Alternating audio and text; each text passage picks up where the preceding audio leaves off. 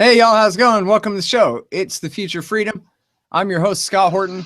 I'm the opinion editor of antiwar.com, and I do a radio show where I interview journalists, mostly scotthorton.org for all that. And every Thursday night here on Liberty.me, I interview Jacob Hornberger, the founder and the president of The Future Freedom, and of course, publisher of their monthly journal, The Future Freedom, same name as the show and the foundation, of course. Welcome back. How are you doing, Jacob? Doing well, Scott. Good to be back with you for another round. How you doing? I'm doing real good. Good to talk to you again. And of course, lots of important politics this time. Usually we have the simple two sides of the same coin. I mean, on the face of it, everyone expected a Hillary versus Jeb moment here, like on Futurama, Robert Johnson versus John Robertson, and they're exact clones. They only differ on the 0.3% tax increase or whatever it is. But this time it's a little bit more exciting. And so that's got everybody hurling curse words at each other. And of course, first and foremost, among those, obviously, especially directed at Trump, is the accusation of fascism and that Donald Trump is a fascist. So I guess before we get to the question of whether Trump is a fascist or not, Jacob, I wonder if you could just tell us what fascism is, at least according to the most classical definition or your best definition of what exactly is fascism, and then maybe we can try to figure out whether Donald Trump fits in that category or not here.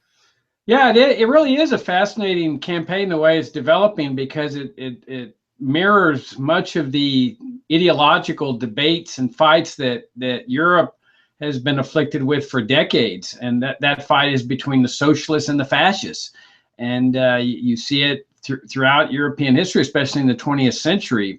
You had fascists like Benito Mussolini and Adolf Hitler, Franco in Spain, and then there were the socialists like Stalin and Mao. And so here you have the socialist Hillary Clinton and Bernie Sanders too. At least Bernie's honest about it. Hillary's not honest. I'm sure she'll say she's a firm believer in the free enterprise system. But I mean, basically their philosophy is socialist. But over here, for the first time, you hear the word fascism. You hardly have ever heard this term in American politics or ideologies and philosophies, and so here it surfaces. What it is in terms of economics, it's a philosophy that says, look, we're not going to confiscate it. That is, the state's not going to confiscate all your wealth and nationalize your wealth like the pure socialism would do. A good example of that is like in Cuba, where Fidel Castro just nationalized everything. The idea is that they're going to equalize wealth, equalize opportunity by just taking money from all the rich and the middle class and from everybody, and then just doling it out. What the fascists say is, no, we're not going to do that. We believe in private property. And so we are going to leave property in private hands and income in private hands, but we're going to have the state direct people on what to do with it. Either through orders or manipulations, tax deductions, tax credits. But it's going to be a centrally, instead of a centrally, well, let's say it's a centrally directed economic system. And certainly Trump fits the bill in many respects. I mean, he believes in government-business partnerships. This is one of the main aspects of Hitler's economic system, Mussolini's system. He's going to direct things. He's going to have a trade war. He's going to direct the economy. He's going to lead America to greatness. This was what Mussolini stood for, leading Italy to greatness. Hitler was leading Germany to greatness out of the Great Depression. And oh, by the way, Franklin Roosevelt, a Democrat, also had major fascist characteristics. The most important example is the National Industrial Recovery Act, where he put business and industries in America under cartels, government mandated cartels that had the authority under the law to set their own prices and wages. So here Trump has the earmarks of this, and he's a businessman. He's going to run government like a business. And of course, both of these philosophies, as you intimated, they're really flip sides of the same coin. They're government controlled, government managed interference with the economy, as compared to us libertarians that would just separate economy and the state completely. Yeah. Well, it is a shame, as you say, about Hillary Clinton being such a liar on the issue. It would be better if it was Sanders versus Trump. And then we could see just how alike they really are, where, you know, they both sound exactly the same on protectionism and, well, National Socialism, directing the economy. You know, Bernie Sanders isn't like a internationalist communist in the old school or whatever, right? I mean, he may favor UN intervention above unilateral intervention a bit, but you could say the same for Obama as far as that goes. But as far as well, whether or not they're outsiders or not, I mean, they basically both agree on overturning what has been the consensus, which is sort of the neoliberal IMF WTO model of the post-Cold War Democrats and Republicans. And they both agree on upending that, but in favor of, really, it sounds like the same kind of thing, where, you know, it doesn't necessarily include the exact same kind of goose stepping, but they do seem to be targeting a lot of the same enemies, particularly the Chinese and the Mexicans, and promising some sort of interventions, whether tariffs or other regulations, in order to repeal whatever free trade deals that our government has had with their governments in the past. Oh, you hit the nail on the head. I mean, there's no real black and white here. There's not real clear lines that can be drawn. There's overlaps. They share socialist philosophies. I mean, let's face it. Trump is an ardent believer in Social Security. So is Hillary. So is Sanders. So is Cruz. Social Security originated among the socialists of Germany. So it's not a coincidence that Social Security was a main part of Nazi Germany's economic system, and it's also a main part of America's economic system, but it originated with German socialists. And of course, they're all dedicated to Medicare and Medicaid. They fight over Obamacare, but they all agree that the government should play a central role in healthcare.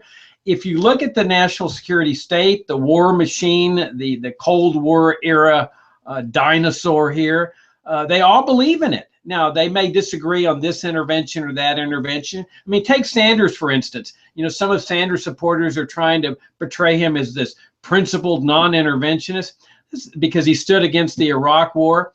Well, that's just nonsense. I mean, he stood against the Iraq War, not on some kind of moral principle, but simply on practicality. He thought it wasn't going to be a good idea. It was going to cause damage. That's Trump's position, too. So you never see any moral outrage from these people of saying, look, it was just morally wrong to go in there and kill people whose nation had never attacked the United States. And then you'll have Sanders backing an intervention somewhere else, Syria or whatever. You'll have Trump saying, well, I think we ought to intervene over here. So it's really just an ad hoc selection of targets for regime change. They may differ on the targets, but they all share the same philosophy. And oh, by the way, Hitler also believed in a very, very strong military-industrial complex, very strong military, lots of federal spending on the military, a Gestapo, i.e. CIA, that was a combination CIA, NSA.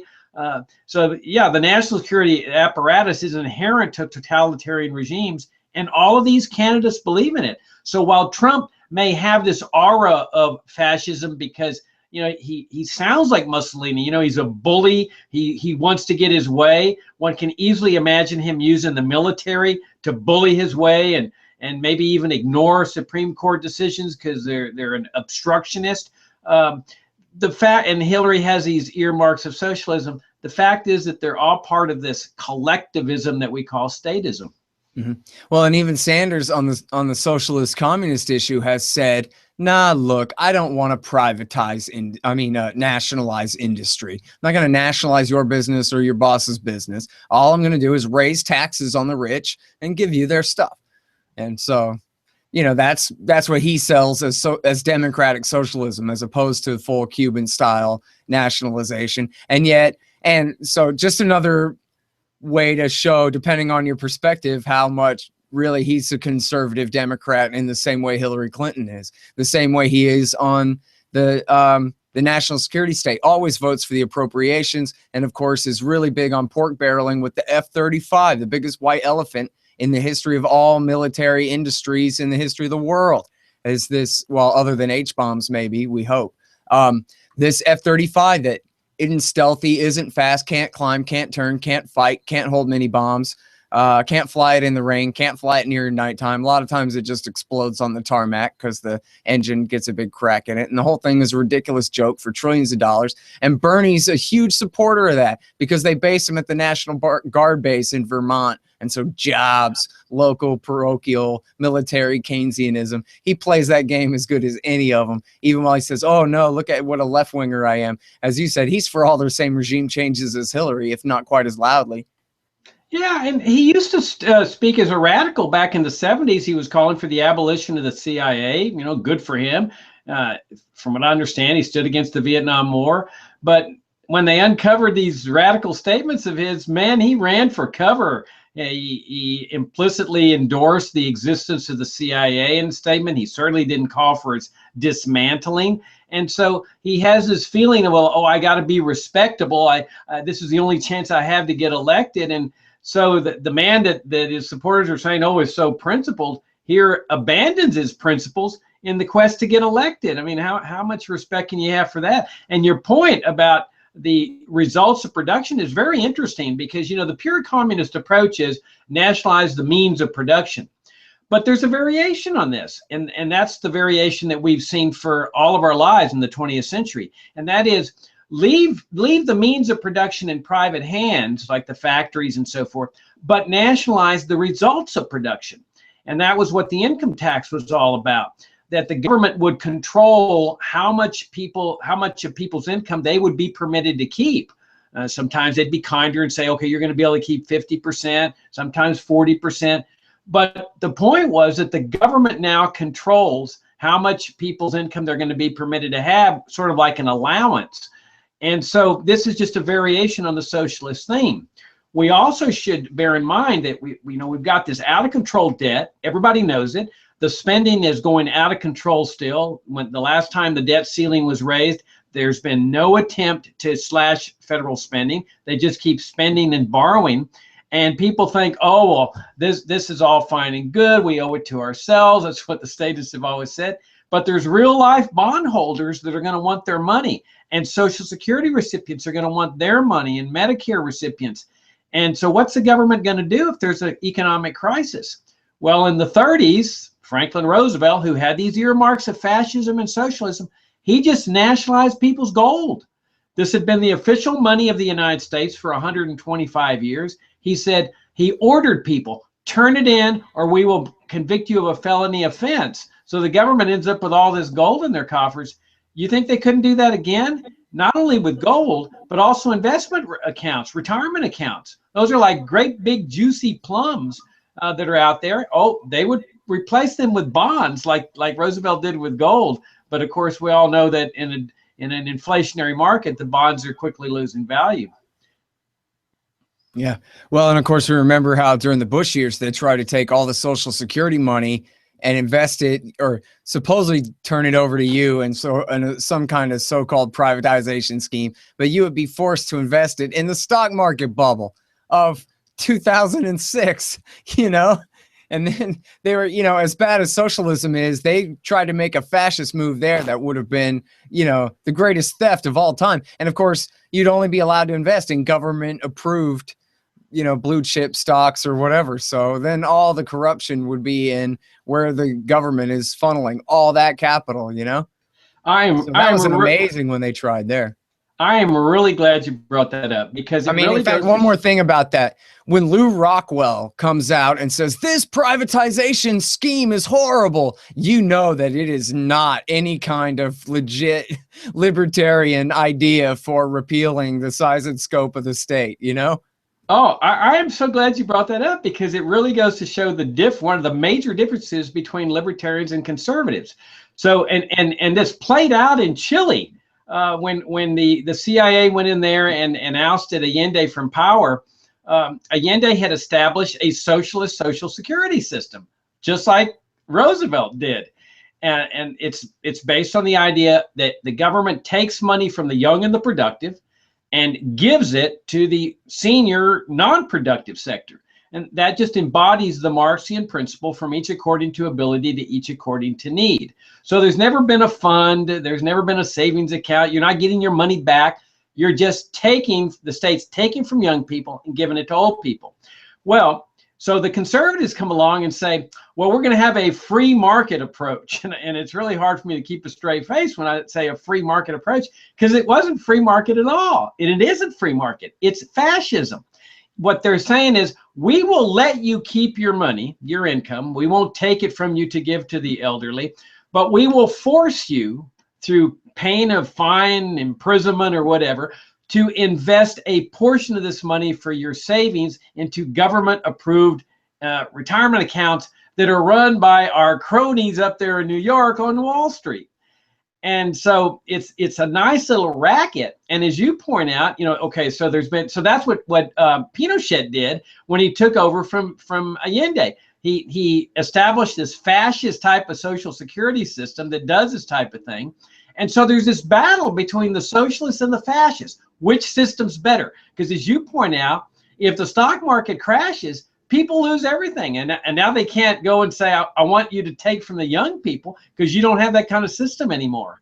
And so, yeah, it's a battle between the fascists and who portray this as free market and free enterprise and so forth, when really the only genuinely free system, the real free system, is the system where you keep everything you earn, you decide what to do with it. If you squander it, that's your business, and where charity is entirely voluntary. That's the only free market system, the genuinely free enterprise system, the genuinely free system, and that's why we libertarians stand for a total and immediate repeal of every single welfare state program, including, and maybe especially, Social Security, Medicare, and Medicaid. All right, now here's the thing though. We've been moving away from fascism to a great degree for the last, say, 140 years or so when it comes to issues of race. And this is something that Donald Trump has quite in contrast from Bernie Sanders, where Sanders always claims that he cares about the poor and is trying to stick up for them, the people with no political power. And Donald Trump openly disdains and scapegoats and is all too happy to blame Muslims or Mexicans or the black protesters at his rallies. These are the people who are destroying America, he says, people with virtually no political power whatsoever. And so that's the kind of thing where, we've been making great strides, and yet I'm kind of embarrassed for America to see how easy it is for us to take so many steps back on open political displays of racial hatred. Whereas, I'm not young anymore, but I was raised where that was kind of a thing of the past, at least mostly and hopefully. George Wallace all that was before my time. You know what I mean? Absolutely. Well, when you've got economic problems, there's going to, or even foreign policy problems, there's going to be scapegoats, because people don't want to confront the root cause of the problems. You've got a giant welfare state combined with a giant warfare state that are bankrupting our country. I mean, they will not slash spending. It's clear that every time the debt ceiling's reached, they say they have all this Chicken Little stuff, skies falling in, and they raise the debt ceiling to allow more debt. And then after they raise it, they make no effort to cut spending. They're just waiting for the debt ceiling to come along again and repeat the circus. And so clearly the last time the bubble burst, things were really bad. And they immediately just start inflating a new bubble. And we see that happening now, and we see the Fed starting to panic a little bit with their interest rate manipulation and maneuvers. Well, the thing about it is your economy starts to go into crisis. People look for scapegoats. It's inevitable, because they don't want to confront and say, hey, it's our system, our welfare state system, that's the cause of this. And so the best scapegoat for economic problems is the immigrant, the illegal immigrant. He can't defend himself. He can't come out publicly and say, this is bull, that your problem in your country is your welfare state. It's not your immigrant. We're bringing prosperity to you, because as soon as he does, they catch him and deport him. So he's the perfect scapegoat. And then on the foreign policy side, people don't want to say, well, the reason we have terrorism is because the national security state's death machine has killed countless hundreds of thousands of people in the Middle East, and they're angry and retaliating. I mean, that's like their God. That would be like heresy. So what do? They conjure up this caliphate thing where the Muslims just hate us and they're going to come over and establish a caliphate, and the terrorists hate us for our freedom and values. And it's just classic scapegoating. So Trump is brilliant. He's taken the economic scapegoat, the popular one, the illegal immigrant, and then the popular one on the foreign policy side, the Muslim and the Muslim American. He says, we're going to bar all Muslims from coming in. We're going to have roundups of 12 million illegal aliens, and we're going to forcibly deport them. We're going to build this Berlin-type wall on the southern border. I mean, imagine what it's going to take to ferret out these 12 million people. Imagine the raids, the immigration raids. I mean, you're talking about real classic tyranny here.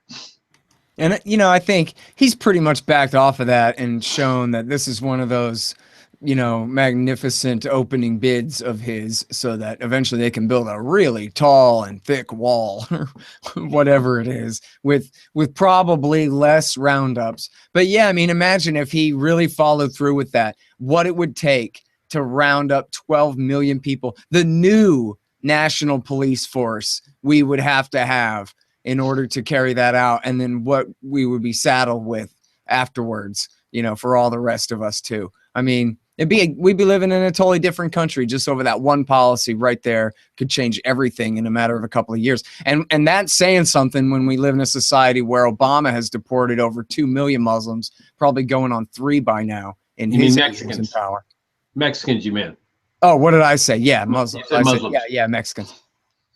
Yeah, I mean, it's a really dicey situation. I mean, if you look back to the Roosevelt era, remember Roosevelt was very angry that he was not getting his way. I mean, this is the dictatorial mindset.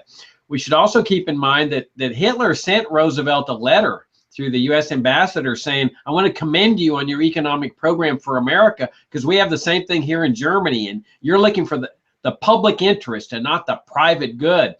Well, when Roosevelt wasn't getting his way and the Supreme Court was declaring like the National Industrial Act unconstitutional and other New Deal programs unconstitutional, I mean, they were fascist socialist programs, he had his infamous court packing scheme where he said, okay, I'll fix them. I will pack the court with a bunch of my cronies, and that way that'll neutralize the votes that are against me, and I'll be able to do whatever I want, which is classic dictatorial speak. That's the way a dictator wants. He doesn't want obstructions from Congress or the courts. One can easily imagine Trump taking this course, if not with a court packing scheme, just saying, I'm not going to pay attention to their rulings. Let them enforce their rulings. I mean, remember, he's going to have the force of the military behind him and the CIA. So, how's the Supreme Court going to enforce its rulings against the president that says, go take a hike with your stupid rulings? And then you've got a Republican Congress. If they go along with everything he wants, I mean, one advantage of Hillary getting elected is that you've got a Republican Congress. That is no longer an advantage when Trump's elected, because the likelihood is they're going to do whatever he says. Yeah. Well, and they're not going to rein her in except on stuff that is less important. When it comes to the world and empire and everything like that, there will be a terrible confluence of interest there as she tries to prove what a tough guy she is. And they're more than happy to pay for it all with our money. So, yeah. Now, let's get back to Hillary in just a second, because there's one more thing I want to try to get in here. I meant to ask you before, because, it's been a long time since FDR. And, really, I guess if you're Vietnamese or whatever, then I guess it's a different argument. But from here anyway, it doesn't seem like this is Nazi Germany. Even on the poor side of town, it's not Nazi Germany. We have what Robert Higgs calls a participatory fascism, which, again, it has a hell of a lot of victims, rotting away in penitentiaries and in shallow graves right now. So I don't mean to play that down. I try to pose it every day. But on the other hand, there are a lot of people who in our society are able to live more or less what they would consider to be free lives after all. And so we have aspects of fascism without the real totalitarian state of the fascism of old. So, I mean, call it conservatism. Is that what we have? Or you call it progressivism or just statism, or it is fascism? Is that the point that with Donald Trump and or maybe even with Hillary Clinton that we're just taking bigger and bigger steps toward abandoning what's left of the old rule of law from the Constitution and embracing a whole new level of statism, Jacob? Or what do you think? Yeah, we're headed into darker and darker terrain here. I mean, look, you and I are talking like we're talking. Nobody's putting us in jail. I mean, by and large, we have freedom of speech in this country. Now, there's always attacks at the margin. We all understand that. But let's face it, if we were in communist China saying these things about the communist regime, we wouldn't be talking very long. And so Americans have a tremendous advantage here with the internet. You don't see people being put in jail for what they're saying. I mean, okay, they may get harassed by the IRS or something, but there's not this overarching tyranny when it comes to freedom of speech or freedom of religion. And this is the time when people like you and me need to issue the warnings. This is the time for every libertarian to stand up and say, hold it, yellow light, red light. This is a bad direction. You got to be alert to what's happening here, because let's face it, in Germany in 1932, things weren't as bad as they were in 1939. They start progressively moving in that direction. And after the Reichstag fire was when Hitler got the Enabling Act through and all the emergency powers. And look at the emergency powers that the president now wields, whether it's Obama, Clinton, Trump, Cruz. They have the power to assassinate Americans with impunity, with no judicial interference. That's now been upheld. They have the power to round up Americans like they did with Japanese Americans, put them into concentration camps, torture them. I mean, that's what the Jose Padilla case was all about. The federal courts upheld that authority. All you need is one good crisis, or a perfect storm of economic crisis and terrorism crisis, or a war crisis, China, North Korea, or whatever. And these powers are going to be unleashed. The sword's going to come out of the scabbard, and that's the time when you and I are not going to be able to talk anymore, because it's going to be too dangerous. The first person that starts speaking out against this stuff in the midst of a major crisis, he's going to be the guy rounded up. And so now's the time to issue the warnings. I mean, we've been issuing the warnings for 25 years, is that this is a wrong direction. This is a bad direction. The good direction is libertarianism. But it's not too late. We have to do this. And I'm not suggesting that there's that the solution is a better candidate. You know as well as I do that I keep stressing the structural aspects of this. It's not enough to say, let's get better people into public office. You've got a bad system here. This welfare state system, the warfare state system. And you know, I know that there's a big debate in the libertarian movement over anarchist versus limited government. But we can all agree that the welfare state and the national security state are illegitimate functions of government. I say dismantle them, and then let's see where we are at that point. But that's the crux of the problem. It's the structural problems that are inherent in government that attract the likes of Cruz and Trump and Sanders and Clinton.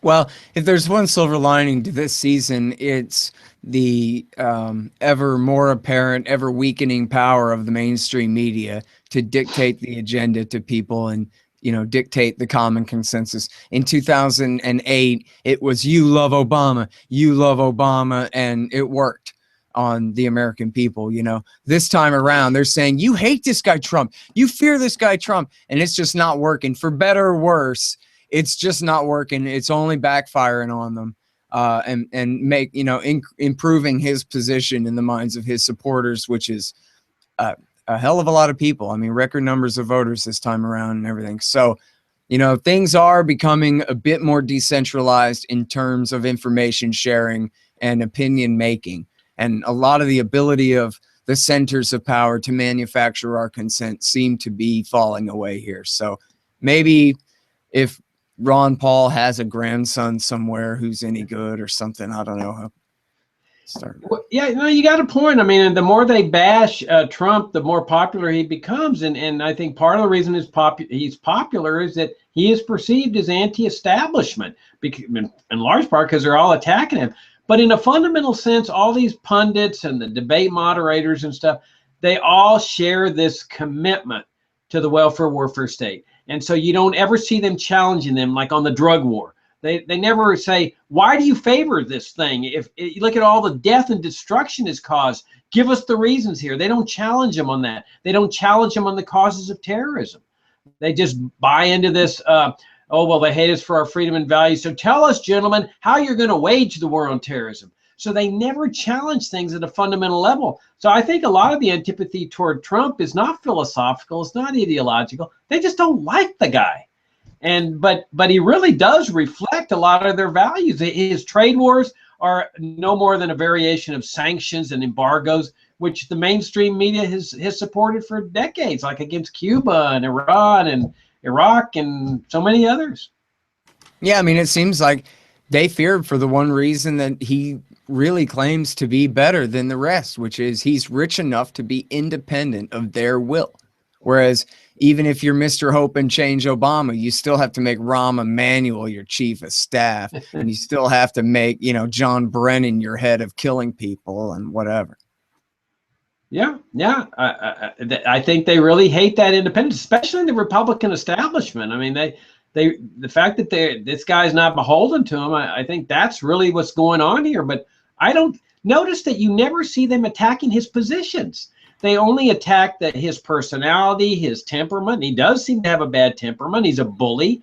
And so it's more of a personal objection to him. But I never see them saying, "Oh, he's wrong on immigration. This is horrible what he's proposing, or his trade wars are horrible." I mean, you see a little smattering of that, but not very much. They don't attack him at a fundamental level. Now the neocons do. I mean, they don't like the fact that he criticized George W. Bush on the Iraq War and the bogus reasons for going into Iraq and stuff.